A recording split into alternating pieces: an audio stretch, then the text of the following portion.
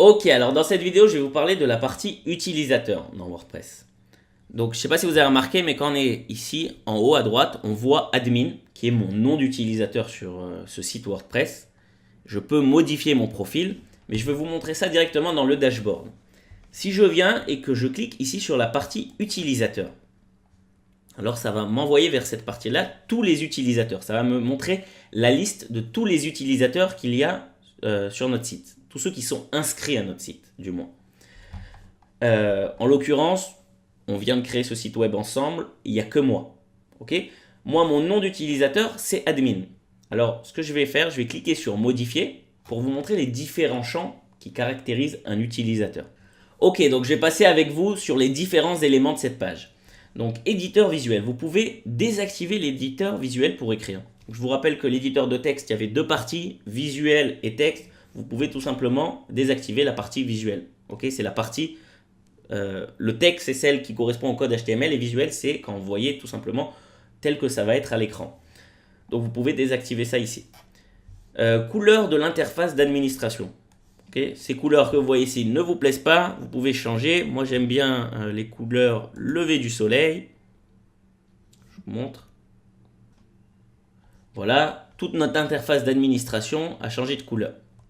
Ok, donc nous, on va rester avec par défaut. Raccourci clavier.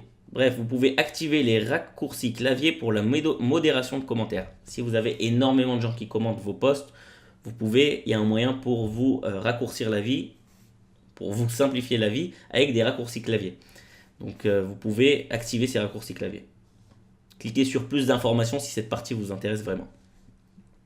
Barre d'outils. Affichez la barre d'outils lorsque vous visitez le site. Ce qu'il appelle la barre d'outils. Vous voyez que là, en théorie, je suis sur le site visible pour mes utilisateurs et pourtant, je vois la barre d'outils. Okay, bien sûr que quelqu'un qui n'est pas connecté à notre site ne verra pas cette barre d'outils. Mais moi, même moi, ça se trouve, j'ai pas envie de voir cette barre d'outils. Donc, je peux ici cliquer sur décocher cette case. Maintenant, je vais enregistrer, je vais mettre à jour le profil et je vais vous montrer que si je lance johncoder.com et que je suis quand même connecté à mon site, bien sûr, qu'est-ce qu'on remarque? La barre d'outils n'est plus là. Donc ça, c'est une histoire de préférence. Si vous préférez la désactiver, il n'y a pas de problème. Donc pour l'instant, je vais la laisser activée. Ok, maintenant, ça c'est votre identifiant sur le site WordPress. Vous l'avez rentré au début et il vous dit bien que l'identifiant ne peut pas être modifié. Par contre, vous pouvez commencer à rentrer vos coordonnées. Donc ici, on va mettre John, codeur, et on va dire que je veux un pseudonyme. Donc je peux appeler mon pseudonyme John Coder. Et là, il me demande quel nom je veux qu'il affiche publiquement. C'est-à-dire qu'à chaque fois que je vais faire un commentaire ou à chaque fois que je vais écrire un article, il va afficher un nom. Quel nom il veut que je mette? Donc là, je peux lui dire, je veux que tu mettes John Coder comme ça, par exemple. Ok, là, il me demande mes informations de contact. Est-ce que j'ai un site web? Et là, il me demande carrément à propos de vous, renseignements biographiques. Okay, donc, je peux lui écrire, vous savez quoi, on va reprendre la page Qui suis-je? Je vais juste mettre un tout petit bout. Voilà, juste ça, histoire de mettre quelque chose. Voilà. Et là, vous pouvez aussi changer votre image. Okay, à chaque fois que vous allez faire un commentaire ou que vous allez écrire un article, on va voir ce rectangle-là, okay, dans lequel on ne voit pas d'image. Donc vous pouvez changer cette image avec un service ici qui s'appelle Gravatar. C'est tout simplement une plateforme dans laquelle vous allez créer un compte et vous allez associer un email à une image. Et à chaque fois que vous allez rentrer cet email, donc là c'est l'email de votre compte sur ce site, et ben il saura tout seul aller chercher l'image sur votre compte Gravatar. Voilà, si vous voulez plus de renseignements, vous cliquez sur ce lien et vous serez redirigé vers le site pour créer un compte Gravatar. Ok, si vous voulez changer un mot de passe, changer votre mot de passe, vous pouvez le faire ici, directement. Et là, au niveau des sessions, vous savez, des fois on se connecte sur tel ordinateur à droite, tel ordinateur à gauche. Ici, en un clic, vous pouvez vous déconnecter de toutes vos sessions. Okay, donc là, il me dit je suis connecté que à cet endroit, parce que je suis connecté qu'ici, présentement, sur cet ordinateur. Voilà. Maintenant, je vais mettre à jour mon profil. Voilà. Et je veux juste vous montrer que maintenant, lorsque je viens sur un article, par exemple, on va choisir cet article, comment choisir sa formation online. Alors déjà, je vois John Coder, ici.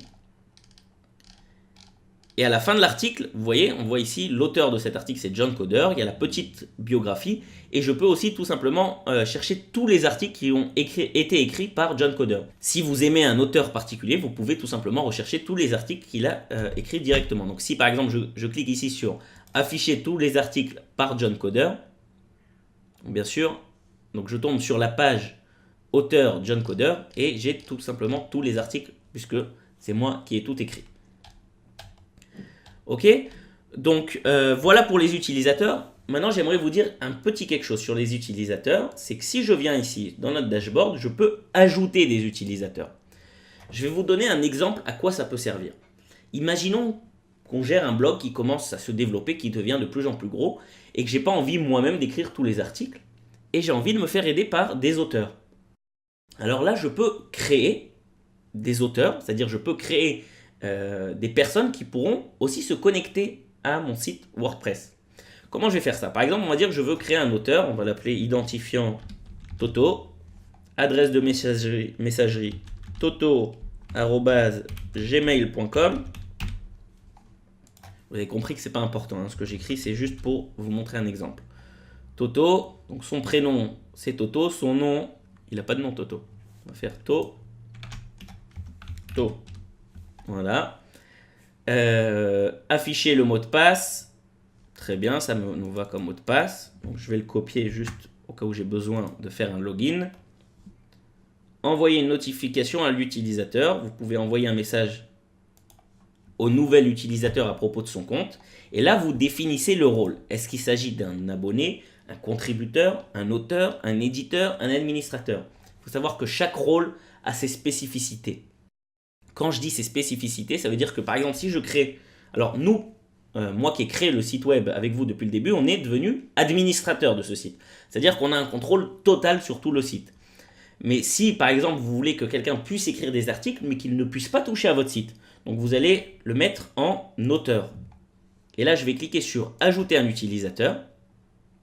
Et voilà, maintenant on a deux utilisateurs dans notre site. Donc admin, c'est nous, et on a Toto, qui est un auteur.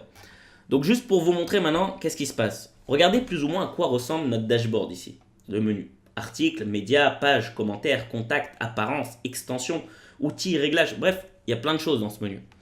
Maintenant, si je viens, je me déconnecte et que je veux vous montrer qu'est-ce qui se passe si Toto se connecte maintenant au site. Donc, identifiant, on l'a appelé Toto. Et son mot de passe, le voilà. Se connecter. Voilà, Toto maintenant est connecté à notre site WordPress. Ok? Maintenant, je vous montre Toto. Eh ben, il n'a pas du tout le même menu que nous. Par exemple, il n'a pas tout ce qui est des extensions. Il n'a pas tout ce qui est de l'apparence. Par contre, il a les articles. Vous voyez, mais dans ces articles, il peut tout simplement les afficher. Il ne peut pas supprimer un article.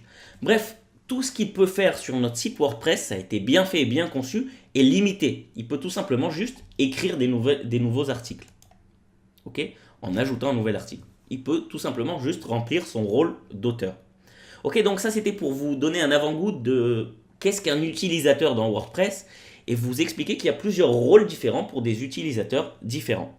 Je vais quand même me reconnecter avec mon compte administrateur pour les vidéos suivantes. Donc c'était admin et passe. Et voilà, on a récupéré notre menu complet. Ok, dans la prochaine vidéo, je vous parlerai des commentaires.